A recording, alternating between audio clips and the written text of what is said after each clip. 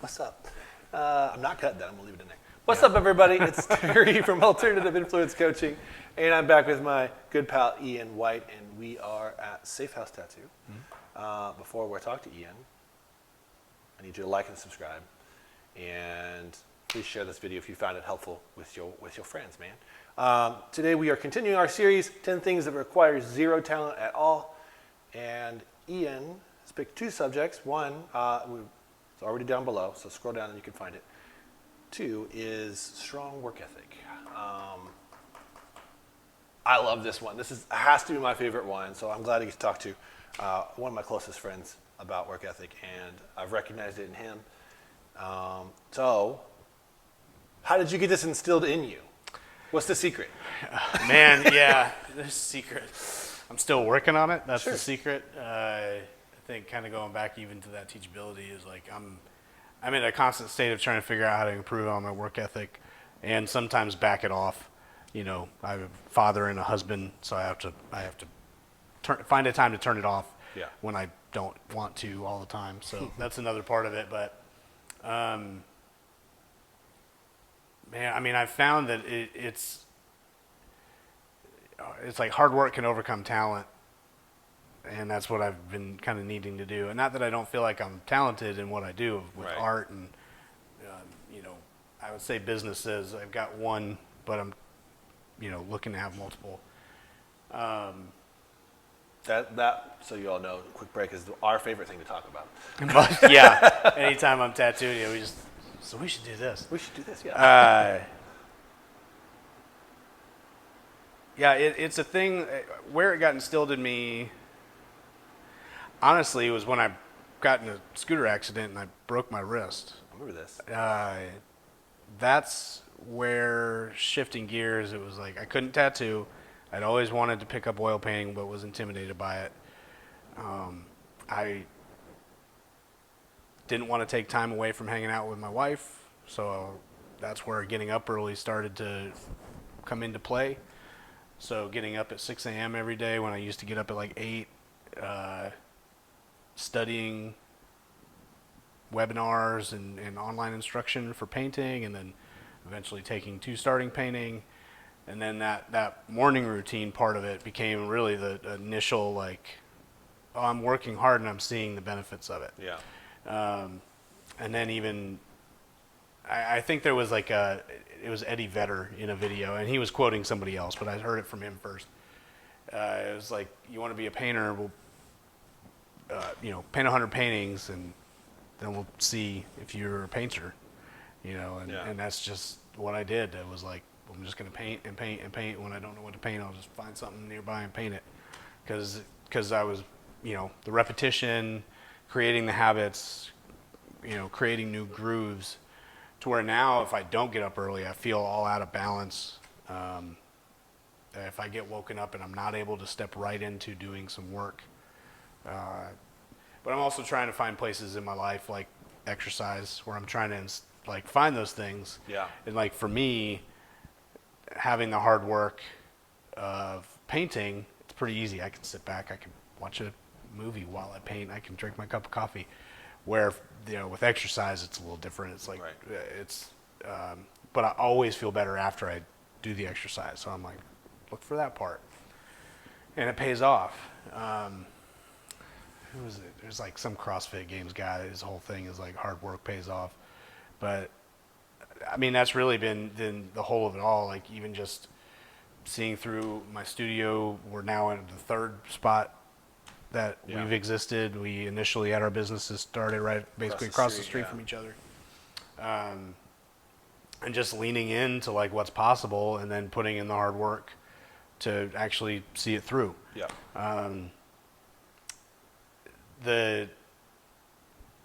I don't want to say challenge. I mean, the challenge really for me has just been like sticking to it, especially after having kids. I feel like if, my kids are my world.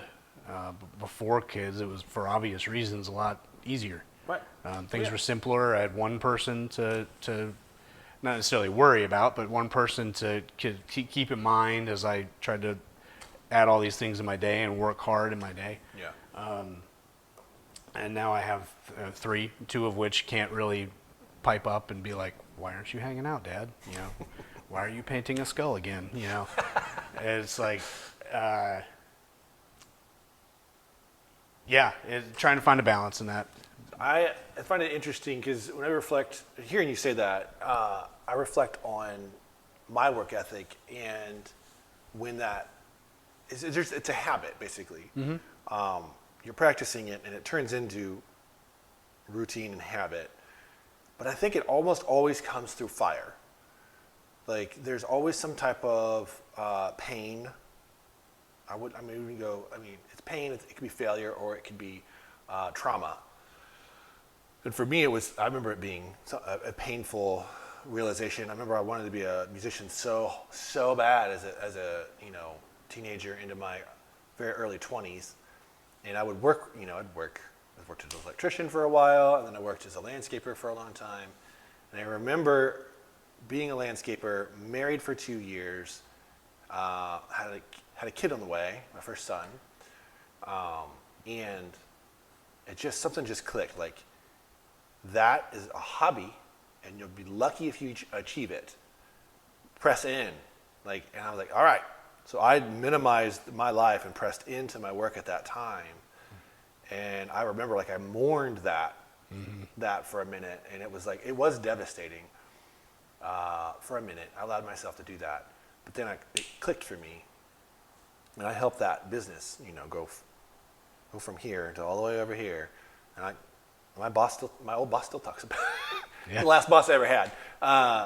But yeah, at that moment, it was like, now I'm getting up at 6 a.m., I'm working out, I'm eating breakfast, I'm at the shop at 7 o'clock, doing my paperwork, fueling up. My guys got there at 7:30, and we were out by 7:45, oftentimes back sundown, rinse and repeat. Yeah. I remember pressing into that, and it was, the most surprising thing was what we were actually capable of. And it's what I'm hearing you say too. It's like when you do that and you put in the work, it's like you look back and you're like, that sucked, but look what we have. Yeah. Look what came from that. So, and much respect for Ian as we're sitting in this massive tattoo shop. This might be the biggest tattoo shop I've ever been in. It's not small. It's not small. Yeah. So watching you, and some of the same ways, because we both got kicked out of our leases about the same time. Mine was a little sooner, but we walked through some of that stuff together. Oh, yeah. That was rough. I think Ian came out way better than I did. To be fair, I had, when we moved the studio, I had gotten the insurance from the scooter accident that helped us build the marathon location. Yeah. So that was, to be fair, we had a little financial encouragement when it came to that. A little help there. Yeah. So as my wife asked, she's like, so if you could do it all again, knowing that you'd get the insurance from that, would you get in another scooter accident? I'm like, that's a tough one. It's a tough one. Because it was a big help. I mean, I hate to say that, but you turned into something. It turned into cool something. Part. And I mean, even we were going to lose that location. That's how we found this location. Right.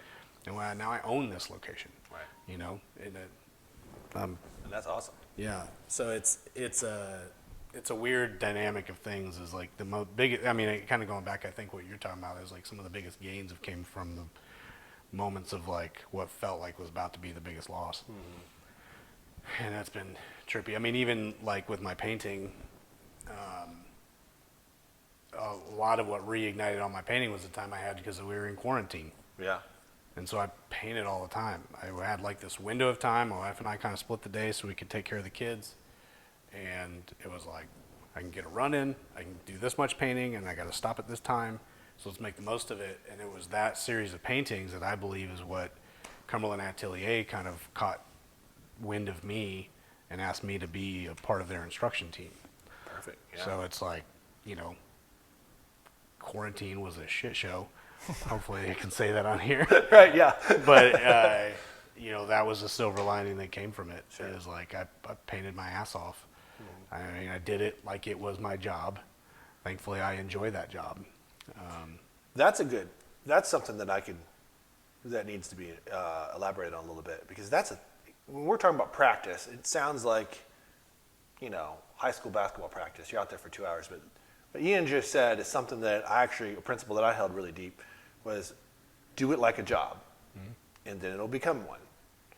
That's like, oh yeah, I don't want to graze over that real quick. Like that's huge. Yeah, and what you're describing is that it paid off in dividends. Yeah. Well, and it's one of the things. I mean, I had a lot of basics when it comes to we'll just say art in general. A lot of the basics that I learned in high school, how to shade a sphere, how light hits form, all the stuff that when you're in school and you're like, when am I ever going to use algebra? Right. It's for me, it wasn't algebra. It was these shading these spheres that I'm in cones and stuff in art class where I'm like, this is garbage. I want to draw skulls and crap, and why am I learning this? And then fast forward 20 years, and I'm like, oh, this is why. So I had that base that I'd already been forced to repeat and have that work in, to where now as I just do a painting, it's still practice for the next painting I do. I'm still just finding a way to get paid for my practice. Yeah. I'm not doing masterpieces these elaborate, long, to do masterpieces. I'm knocking out small, I'm getting paid to do push-ups. I mean, that's basically what it's like. All these are the push-ups, That makes great sense to me. I'm thankful I can get paid to do it. It's I would imagine when you're training people, it's you get to work out through the day, and you're kind of getting paid to do those push-ups, but you're teaching somebody else and pushing them to do them. Well, yeah, I mean, it's the same thing in fitness for 15 years that I've been in fitness, is that a broken body is the biggest textbook that I have ever had. You come in broken, and I'm I want to help you. That's deep in me to help you. I must learn what is going on with their body, and I'm paid to educate myself. Yeah. To where it eventually led to confidence and being oh yeah, we're not even talking about you being a client. I'm oh, I can fix that. Yeah. And that turned people into clients left and right. But it came from being paid to practice. Yep. Which came from a lot of doing it for free too, I will say. Oh yeah, same. I mean, yeah, you got to. I mean, even just from tattooing, I had a year of during my apprenticeship of doing free tattoos. And yeah, I used to tell all of my new trainers that it's okay, you want to be a trainer? Yes. Are you certified? Well, no. Okay, cool. Well, get good at working out, and then get good at training your friends while you pursue your certification. Train your friends for free with a deadline. Free. And then at this deadline, it's going to be X amount of dollars. And then you start taking clients from there on. Yeah. And it's worked for a ton of people. Well, it's one of the challenges, I think, today, too, of time and looking at different parts of time. There's times that I can look at tattooing as being in the way of my painting. And there's times that tattooing is this good day job that I have that's funding me to learn painting more. But I can't negate that, and it's what's your day job and what's your passion? And right now my passion's painting. It doesn't mean I'm still not passionate about tattooing. I've been doing it forever. But it's I've got to go to work, and then I've got to go to work. And then I got to stop doing that and be a dad and a husband. That's right. So I've got a handful of jobs. Shutting it off is tricky. Yeah. I'm going to stop right there because Ian segued nicely into our e-course. Yeah. When he said he would have to have the thing that funds the passion, right? Well, we put that in our e-course. We just finished filming it and wrapping it up. Link is below in the show notes, right there. Ian, thanks again for being here. Yeah, thanks for having me. I want to come on and talk to you again about art. We left off our first video with, we're on the cusp of talking more and more about art. So yeah, I want to get more into that with you in the future. So you can find Ian where? At Safe House Tattoo, that's the Instagram, or at Art by Ian White. Yep. Can they buy art there? They can buy some prints, I think. Ooh. Maybe through my Instagram. I'm building my website. By the time this is airs. Yeah, by the time this is on, it'll probably artbyianwhite.com. Yeah. Will be where you can buy art or sign up for my art classes. Okay, cool. So yeah, there you go. All right, Ian. Again, thank you, guys. Thank you for tuning in. Please like and subscribe. I'm going to tell you again, and we will catch you next time.